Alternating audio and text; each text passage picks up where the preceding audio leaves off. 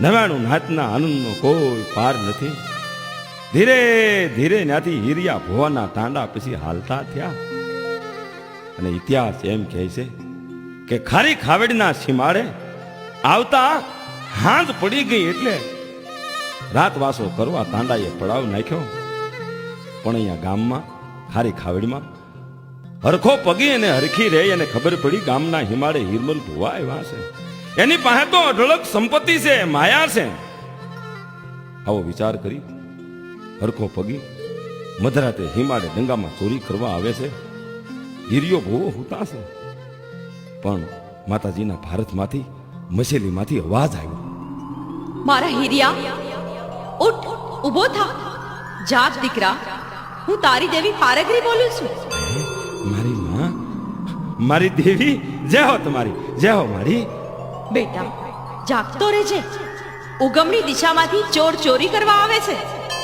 આમ જો, જો આવ્યો, જોઈ લે પાછળ. મારી દેવી, માં તમે કહો છો એ બધું હાસું છે મારી. મારે કાંઈ જોવું નથી, તું કરી ખરી.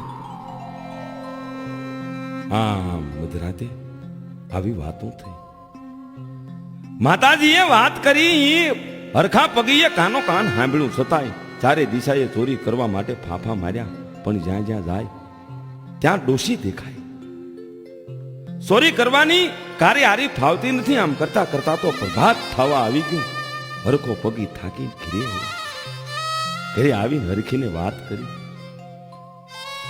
દેવીનો આવો ચમત્કાર જોયો. હા હા હા, હે મારી દેવી, આવી માતાજીના તો પગમાં પડાય તો આપણું ભૂલું થાય. કારણ આપણે બે માણસ વાંજ્યા છીએ. ભગવાને દીકરો કે દીકરી કાંઈ દીધું નથી દેવીએ. હાલો ગામને હિમાડે જઈ બે માણસ પસ્તાવો કરવા ગામને હિમાડે આવ્યા. હિરમલ દાદા, હિરિયા ભુવા, અમને માફ કરો. બાપા, મારે કે સંતાન નથી.